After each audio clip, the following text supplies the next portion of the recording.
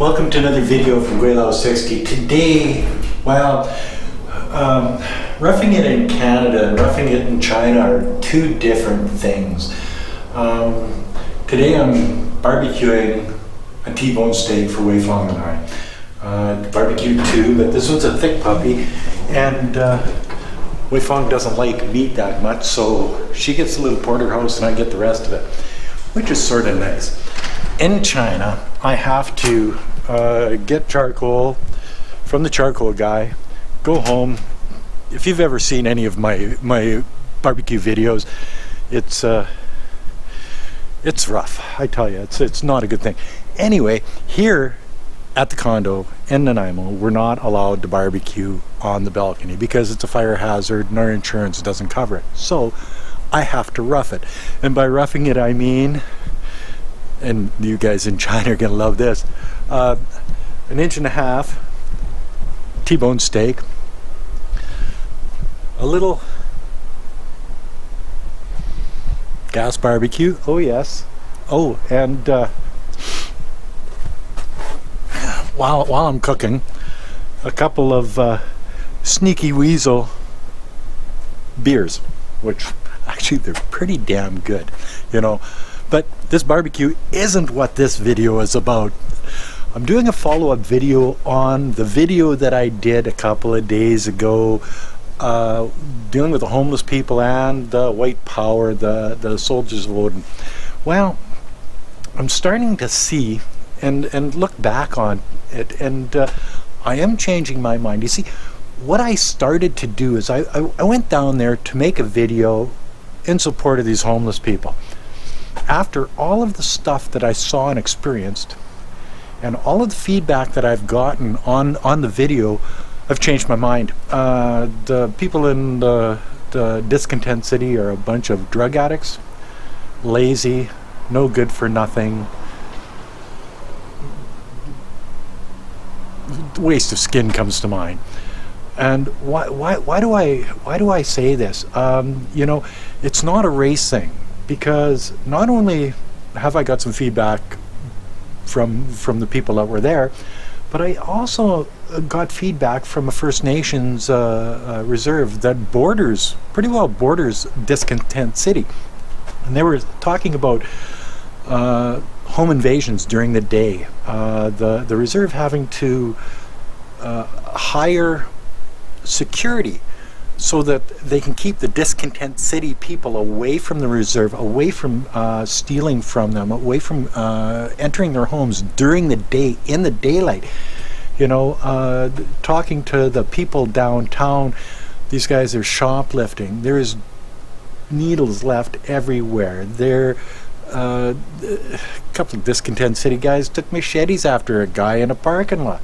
You know, stuff like this. So when you're looking at right and wrong, these people are a scourge on Nanaimo, and the city council should shut them down, and shut them down immediately. So as I'm sitting here barbecuing and the rough Canadian life that we have here, you know, T-bone steaks, gas barbecues, Sneaky Weasel beer, and beautiful island weather. August 12th, 11th, 12th today. Jeez, I don't even know. It's part about living on the island too. You don't care. And it's 21 degrees today and no wind. It's just beautiful. Anyway, back to this Discontent City, and understanding that, oh, and did I ever get a lot of, I guess, hate and racist comments from both sides, actually. And some people are sticking up for the homeless people and saying, oh, poor them. And then you've got the other side saying, well, it's not a race thing. And because the First Nation sort of stepped on the soldiers of Odin's side on this one, I'm thinking that it isn't a race thing. This is just a safety thing. If people don't feel safe in their own home in that area of Nanaimo because of this Discontent City, City Council has to do something about it. You know, being politically correct in a situation like this, it's not a good time to be politically correct. throw these people out, burn their tents, and lock it up so they can't get back in. If they get back in, throw them in jail for trespassing because it's not their property. Having it go this far shows a lack of respect for the laws, the rules, and regulations that are set out by not only our province but our city council. And we need to stop it. We need to stop it now. These people are prostitutes, thieves, drug addicts, lazy, some instigators, mainland China, the lower mainland Vancouver. This is where the people come from that are organizing this. They're not homeless people. They're organizers, and why they're doing it, they have their own their own reasons, and I'm not going to promote their own reasons for this. But you've never seen Gweilo 60 take a 180 on a subject so quickly as I did on this one after seeing what I saw. Because as I say, I went down to this Discontent City to try to show the homeless people's side of this. The first thing that I noticed when I walked up to Discontent City, and I was talking to my camera as I usually do, is one of the people in Discontent City, some druggie, says, you can't videotape us, you can't do that. And I said, it's free country, but he says, I'll come out there and take that fucking camera away from me. And I blew up. I cut it out of the last video. I should have kept it in there. And I blew up at him. Somebody thinking that I can't walk down the street of my own hometown, a place where I pay taxes and tells me what I can and cannot do. Well, not a good... he did a quick backpedal when I... approach them face to face. But the idea that these people think that they own this property, that they should be there, that they have the right to just take over somebody else's property, and think they can tell people what to do.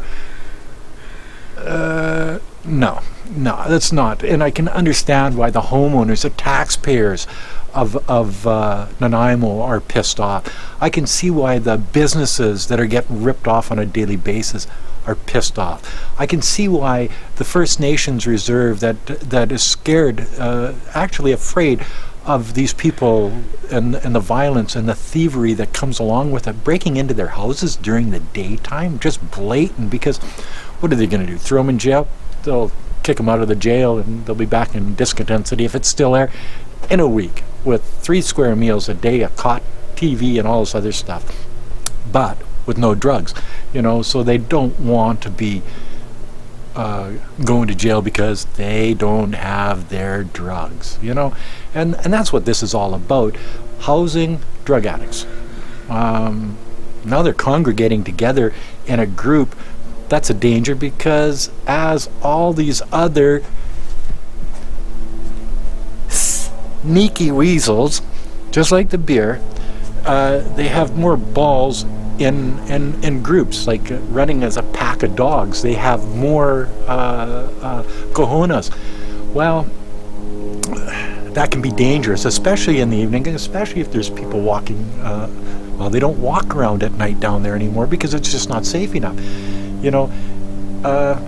It's got to stop, and it's got to stop now. Another thing I did is I fed into this: soldiers of Odin, white supremacist, white power, neo-Nazi, and I got a couple of comments saying, well, they're not. Well, and you know what? I listened to what was on the Nanaimo news, and I shouldn't do that just for the fact that I know that most news in Canada is bullshit. So I don't know whether these guys are white supremacists. I don't know if they're white power or, so gotta apologize to these guys. They look like normal Saskatchewan boys from what I can see, because they look exactly like my friends in Saskatchewan, sorry guys. Anyway, so back to this, is it erasing? No. The different colors, and there were some pretty colorful people at Discontent City, but there was Native, there was Chinese, there was white, there was black, there was Brazilian, there was all these different types of people there. And so it wasn't the racing, especially when you've got white homeowners. Oh, and what they say is white supremacists, the soldiers of Odin there. But then you've got the First Nations next door that is also against this Discontent City. So you know, you don't just have white people against it, you've got Native people against it. And I'm sure that there's a lot of Filipinos, Chinese, blacks, whatever, from all over the world that are taxpayers that own property in and around that area of Nanaimo, and even my area of Nanaimo, that don't like this Discontent City. So don't think it's a race thing. It's a we don't like drug addicts, hookers, and thieves type thing in our neighborhood, taking advantage of our neighborhood, and that is what this whole thing is about. Not about race. Is it about getting rid of the homeless? Maybe. You know, who wants a bunch of homeless people running around digging in your garbage? That's one of the things I like about Discontent City, because it's on the other side of the city. So all of these homeless people, thieves, drug addicts, hookers, and whatever, are over there. Once they get rid of Discontent City, a number of them will be coming back over here and living in our area and stealing our stuff. But right now it's over there, so I can see why these guys over there in the downtown core are pissed off. And if it was up to me to keep Discontent City where it is, I'd probably say keep it where it is, because then I don't have to deal with it on my side of the city. How selfish is that, eh? You know? But once they take Discontent City down, there's no reason for these people to be here anymore, so a lot of them will go to back to the lower mainland. The organizers will go back to their homes. The people that are helping out the homeless, as they say, will go back to their homes, because a lot of these people have homes to go to. They're just instigators. They just want to cause shit, is what they want to do. And because we have a city council that is not very good at what they do, and if anybody follows the politics of Nanaimo City Council, they understand what I'm talking about. We're not going to get any help from them until after the election. Nobody's going to go out on a limb, except for, I noticed Gord Fuller, he's on City Council, was down giving flowers to the soldiers of Odin and that side. You know, spreading the love around. Good for you, Gord. I like to see that. That's a good thing. Whether he was in favor of the homeless people in Discontent City, I don't know. I didn't ask him. I didn't talk to him. And his views are his own views. And as I'm making this video, because as I say, we can't barbecue in our balconies, I'm sitting here cooking this nice T-bone. You gotta look at this.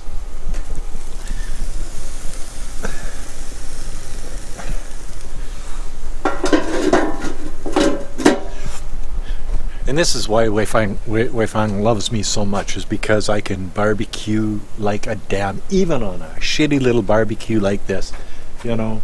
Oh yes, we're doing good. Life is good. Oh, and by the way, it's not just a steak, it's baked potatoes, sour cream, salad, garden salad of course, and I've already fried up a bunch of mushrooms in butter with a little bit of salt on it to put over the steak when we eat it. Yeah, and of course, as always, in BC, the sneaky weasel. Usually on my videos, when people start F this and F that and whatever, I cut it out. On this last one with the homeless and the white power, I decided to keep it in because this is a topic where people get really upset really quickly, and to cut out the swearing and whatever on this video would take away, I think, from the reactions on the video. So I left virtually everything in, except for if they called me, like, what did one guy call me? You look like Ned Flanders' brother. I like that one. Or